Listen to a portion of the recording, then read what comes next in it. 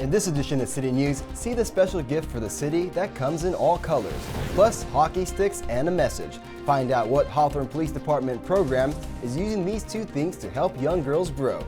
These stories and much more coming up on City News.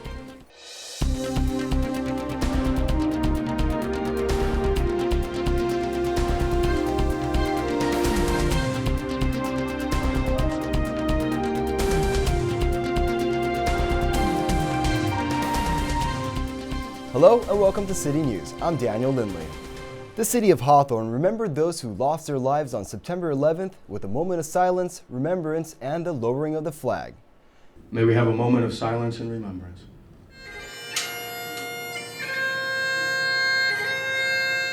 City officials and first responders shared their memories looking back on the day that forever changed our country. On that day, nearly 3,000 lives, including over 400 first responders, were killed at the World Trade Center, the Pentagon, and those on board United Flight 93. One of those victims were a former colleague of Mayor Alex Vargas. I, for one, know that one of my classmates from Bishop Montgomery passed away. He was both a classmate and a co-worker at Raytheon. It's also a day to remember those who we may not know personally, like the first responders who ran into the buildings as others were running out. Our brothers and sisters in FDNY lost 343 members on that day. And you'll still see fire engines around here that have that sticker, 9/11, we will never forget 343. The 9/11 commemoration ceremony can be found on our YouTube channel at Hawthorne Community Television. Brightening up the city one brushstroke at a time. That's what one artist is looking to do. ACTV's reporter Lauren McKay tells us about his special painting making its way to City Hall. When I lived in Britain, most of my works of art, you can see all the colors and gray hues and blues. That's before artist Emmy Lou moved to sunny California. I found a safe haven for bright creativity. The sunshine is very abundant here. Vibrant reds and yellows, fuchsia and orange, these paintings over the past 20 years have been catching the eyes of patrons worldwide. Denzel Washington, Magic Johnson, Oprah Winfrey, and a host of other celebrities who have had an opportunity to take art pieces from him. And here in Hawthorne. It might be important for me to compliment the city of Hawthorne by donating a work of art to the city, because I've benefited from a lot of clients who live in this city. Now he's donating this special work of art to the city. We're very fortunate to have him in the city. I'm very happy he's here. At the unveiling reception and silent auctions celebrating women of color, people ate, socialized, and gazed at some of Lou's most valuable work. Oh, I love it. It is just beautiful. And even if they chose not to take one home, they'll now be just steps away from at least one work of art forever. Each time I go to City Hall, I'll be looking for it. We're looking for an optimum location. I would like a location where people can walk in and look at it as they walk in the door. Sitting vibrantly, the piece called Amalgam will adorn the walls at City Hall. For HCTV, I'm Lauren McKay. To learn more about Emmy Lou's paintings, you can go to the website on your screen. Just a reminder, the Hawthorne Police Department is celebrating National Coffee with the Cop Day. This event was started right here in the city of Hawthorne back in 2011 to break down barriers and establish trust between the officers and the community they serve. It will be held on Wednesday, October 2nd from 8 a.m. to 10 a.m. at the McDonald's located at 5310 West Rosecrans Avenue in the city of Hawthorne. For more information, you can contact the Hawthorne Police Department at 310-349-2815. Empowering young girls one blade at a time. That's what the Power Project is all about. ACTV will be covering the program throughout the year in a mini-series. But before we do that, reporter Lauren McKay breaks down the basics of the program. I started in community affairs. We would go to these different venues, and I would see little girls, and it's a pet peeve of mine, and they were just not well behaved. That's why Lamika Bell started the Power Project. I want to touch somebody's life. I want to make a difference. It's a hockey club and mentoring program for young minority girls. Every practice we talk about things like paying it forward. What are you doing in your little day, everyday lives to help make this world a better place? Leaders say the most rewarding part is seeing the growth from each girl at the end of the year. It's on every aspect. It's not just a matter of like, oh, these are like young girls and we've empowered them. That's not even what it's about. It's finding your own gifts. It's finding your own talents. The girls gear up for the first time on Saturday, September 28th. For HCTV, I'm Lauren McKay. Be sure to keep watching HCTV for an ongoing series about the Girls in the Power Project. Coming up next on City News, we'll show you where there's music, dancing, and food. And find out where talented artists are on display. There's more news ahead. We'll be right back.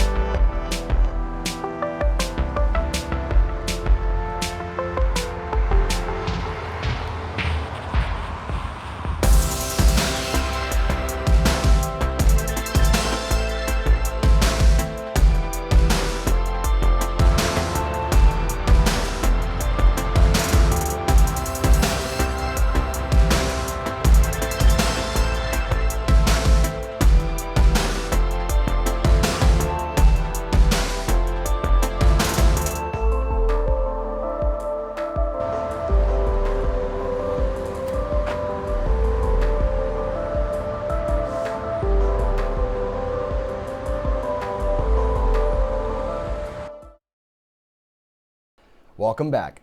Reporter Tolly Anderson got a chance to learn more about the Cuban culture at a recent festival. We are commemorating the 50th anniversary of the Sociedad Jose Marti opening, so we wanted to make sure that we made a special, time. And what better way than the Cuban Festival that has been going on for over 20 years? 300 people showed up on Sunday to celebrate the Cuban culture.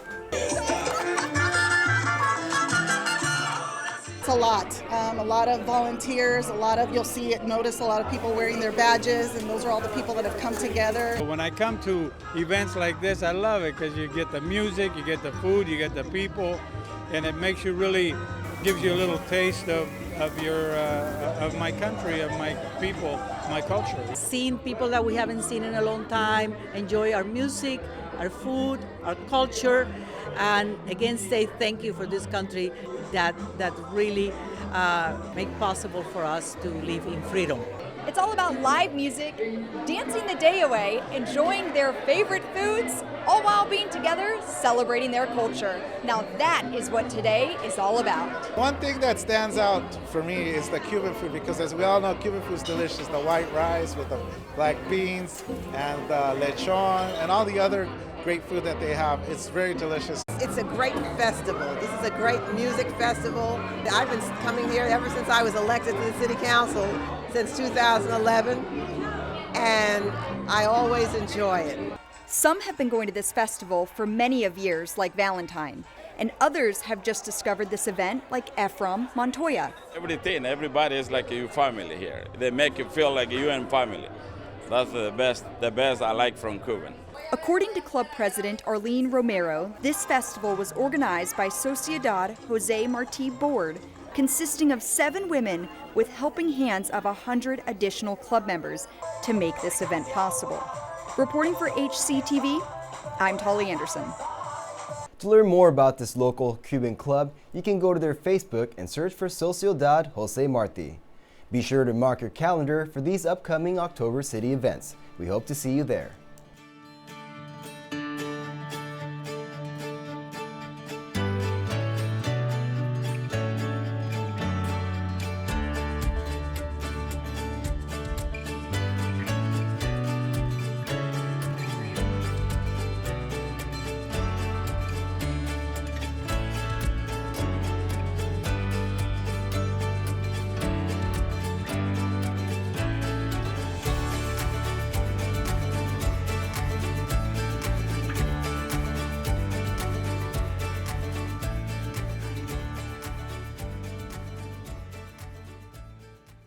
In the coming weeks, HCTV will introduce you to the principals at the 4 high schools which make up the Centinela Valley Union High School District.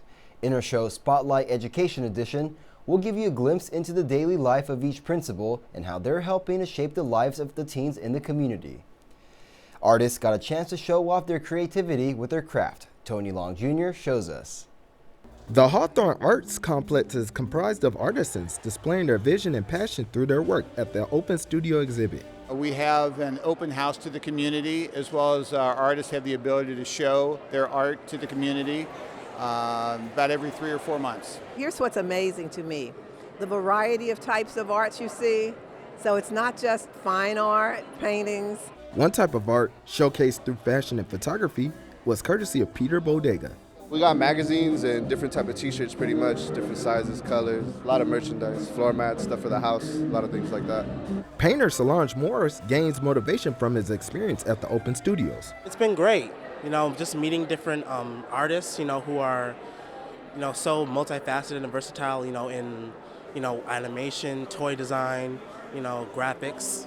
It's just a learning experience, but it also shows me that I need to get my butt in gear. You'll never know what's in an artist's creative vision, like Debbie Corbell and her sculptures. I do a lot of mixed media sculpting. I use found objects and I combine them with original sculpture. So for instance, on this piece back here, I use the found objects, and then all these are hand sculpted and hand painted. Elena Nash is mesmerized by the works on displays. I visit many art markets all over the world, and I'm from Moscow. But here I see very different arts, and I think it's because people are here from different cultures, and they bring all the symbols or techniques, art techniques, and it's really very interesting. Hawthorne Arts Complex General Manager Jerry Feltman says that there will be another Open Studio event happening in early December. For HCTV, I'm Tony Long Jr. For more information on other events happening at the Hawthorne Arts Complex, contact General Manager Jerry Feldman at 323-706-6788. Keep it right here on Channel 22 for these future city news stories. We'll celebrate the 50th anniversary of the moon landing by stargazing. Plus, find out where some individuals were able to get a free vision screening and recycled glasses. And we'll introduce you to the new way to cast your ballot in future elections. That does it for this edition of City News. Thanks for watching. If you have any story ideas, please call us at 310-349-1630 or email us at hctv@hawthorneca.gov. Don't forget, you can watch City News online on YouTube by searching Hawthorne Community Television. We'll leave you now with more footage from the Open Studio Art event. See you next time.